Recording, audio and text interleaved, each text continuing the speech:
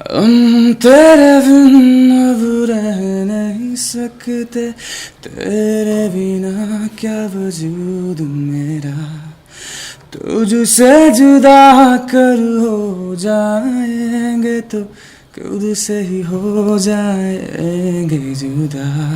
लगभग मैले 4 महिना 5 महिना भयो काठमाडौँ बसेको, तर घरको त्यस्तो अब याद त आउँछ नै, घरको जस्तै मान्छेलाई पनि घरको याद त किन आउँदैन र है। जस्तै गर चाहे संसारको जुनै कुनामा बसेको होस्, नेपाली भने चाहिँ एकदम मनको ठुलो है। क्योंकि तुम ही हो, अब तुम ही हो जिंदगी, अब तुम ही हो चैन भी, मेरा दर्द भी, मेरे आशिकी, अब तुम ही हो। सबैको जस्तो यहाँ जुन चाहिँ ट्रेन्ड, जस्तो यहाँ खाना खान्छ त्यही खाना उता पनि खान्छ, गुन्द्रुक साग सब्जी सब इस्कुस सबै त्यही खाना उता खान्छौँ है। तर नि मुटु जलिरहेछ, यो मन गलिरहेछ, तिम्रो याद आइदिँदा।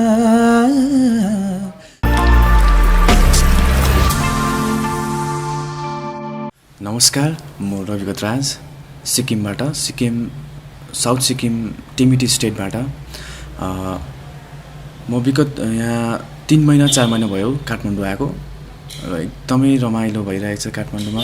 मेरो यो काठमाडौँको यात्रा फर्स्ट टाइम हो र यो फर्स्ट टाइम यात्रामा एकदमै धेरै साङ्गीतिक यात्रामा धेरैभन्दा धेरै मेमोरिजहरू मैले कलेक्ट गर्नु पाएँ। एकदमै फ्रुटफुल मेमोरिज छ र लाग्छ कि यो मेमोरिज मैले आउँदो दिनहरूमा पनि धेरै अप्लाई गर्छु र मेरो लाइफ एकदमै फ्रुटफुल हुन्छ भनेर।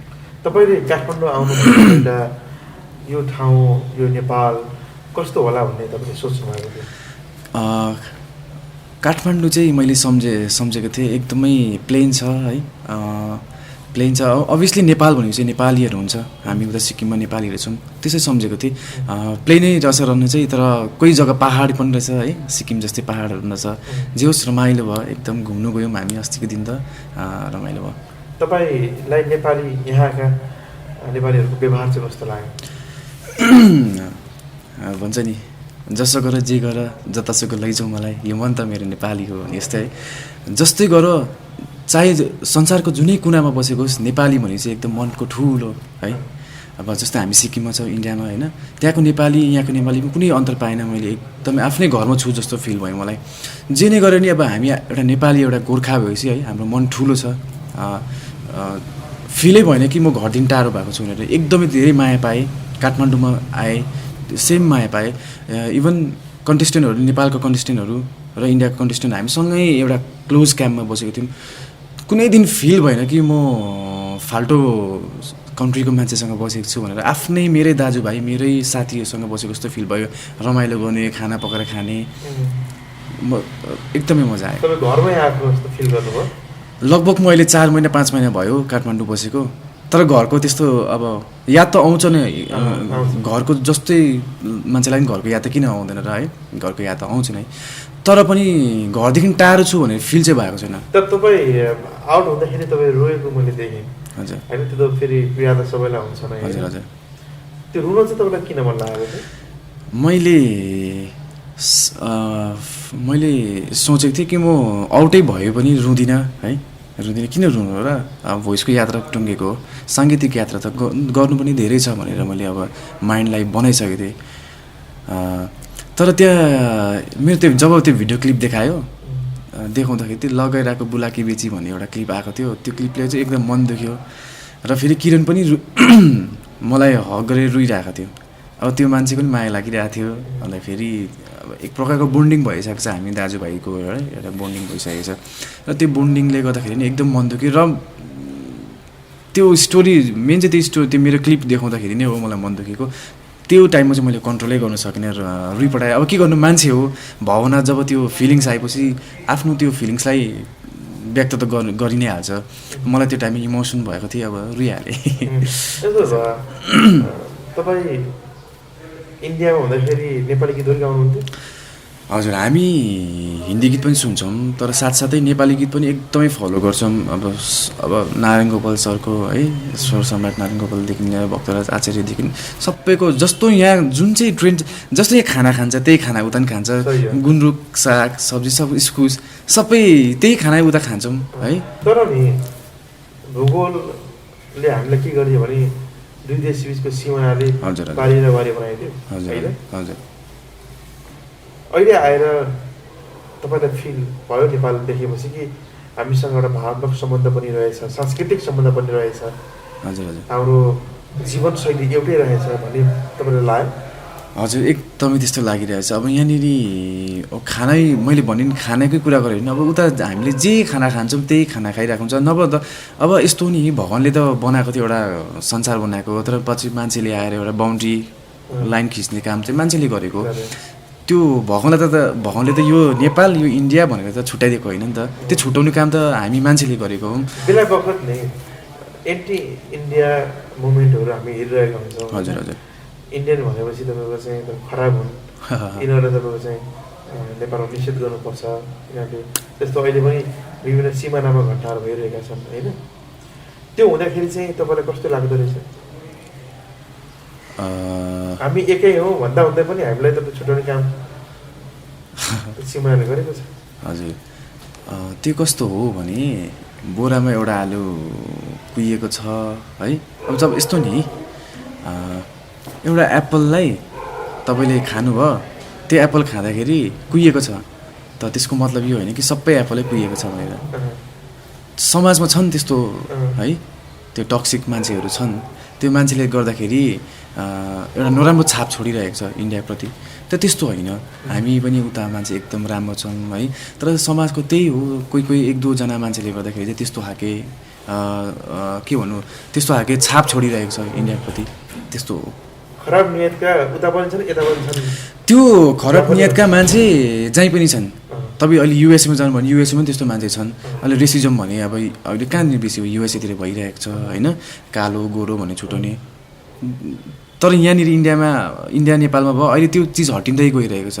तपाईँहरूलाई चाहिँ हाम्रो एउटा भूगोलले हामीलाई छुट्याए पनि देशको सीमा छुट्याए पनि भावनाको सम्बन्ध चाहिँ रहेछ अनि तपाईँहरू यहाँ आउँदाखेरि आफ्नै घरमै बसेको फिल हजुर हजुर हजुर तपाईँहरूको रोजाइ साङ्गीतिक क्षेत्र सङ्गीतले पनि जोडिएको छ हजुर हजुर होइन सङ्गीतको कुनै बााउन्ड्री हुँदैन भनेको कुरा प्रमाण पनि हो होइन हजुर हजुर म यति बेला तपाईँको आवाजबाट दुईवटा गीत सुन्छु एउटा हिन्दी एउटा नेपाली एउटा कुरा फर्स्ट भन्न चाहन्छु म तपाईँलाई कस्तो हो भने हामी इन्डियामा बसे पनि एउटा नेपाली भाषा बोल्ने एउटा हाम्रो खुनमा एउटा नेपाली भाषा नेपाली जात अब यो छेत्री बाहुन तामाङहरू कहाँबाट अरिजिनेट भएको भन्दाखेरि नेपालबाट अरिजिनेट भएको पछि पहिला सिफ्ट हुँदै गएर उता सेटल हुन थाल्यो होइन त्यहाँबाट भएको हो अब मेरो गतराज विश्वकर्मा होइन यहीँबाट त्यहाँ पुस्ताहरू गएको हो त्यहाँ सेटल भएको होइन तर एउटा आइडेन्टिटी नेपाल हामी नेपाली भाषा बोल्ने अब त्यो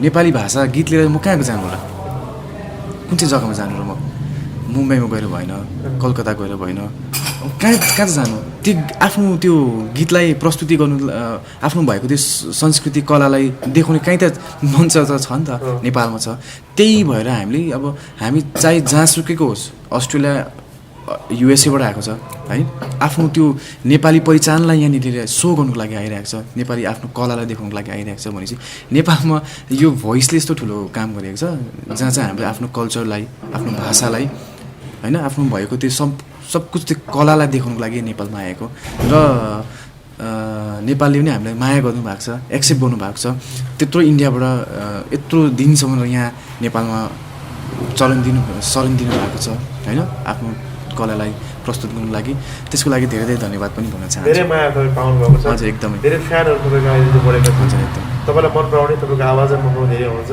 यति बेला तपाईँको आवाजमा नेपाली गीत त धेरैले सुन्नुभयो होइन हामी बिदा हुँदै गर्दाखेरि सुनाउँला एउटा हिन्दी गीत हिन्दी कुन चाहिँ तपाईँको रोजाइ जुन भएर सोच्दै फर्किनु चाहिँ तपाईँलाई कुन चाहिँ मनपर्छ गीत मलाई त तपाईँले आरसिकी टूको गीत सुनाउनु मनपर्छ आरसिकी टू भन्ने हजुर के गीत तुमी हो तेरे बिन अब रह नहीं सकते, तेरे बिना क्या वजूद मेरा, तुझसे जुदा कर हो जाएंगे तो खुद से ही हो जाएंगे जुदा, क्योंकि तुम ही हो, अब तुम ही हो जिंदगी, अब तुम ही हो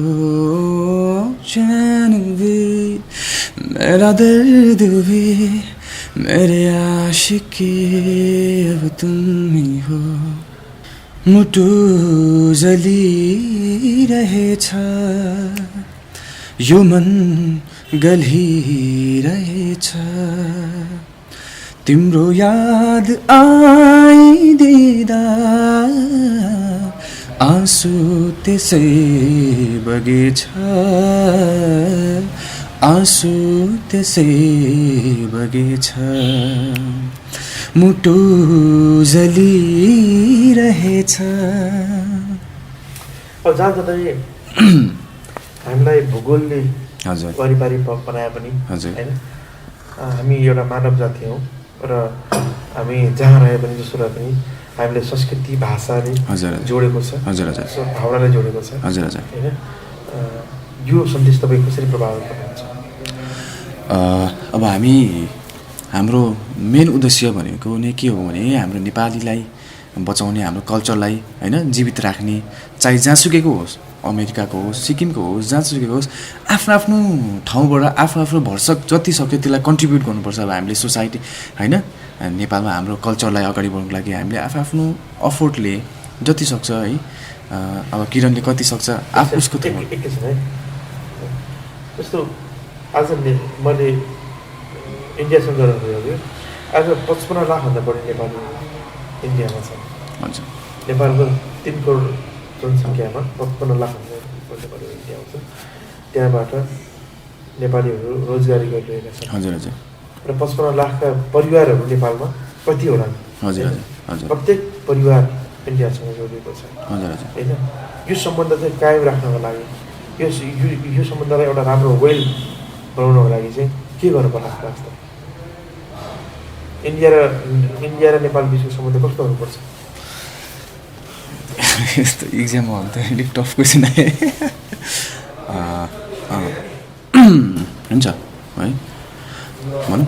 तपाईँले भन्नुभयो आज पनि नेपालका लाखौँ दाजुभाइहरू इन्डियामा हुनुहुन्छ, रोजगारीको सिलसिलामा हुनुहुन्छ। अब हामी त्यही जन्म्यौँ होइन भने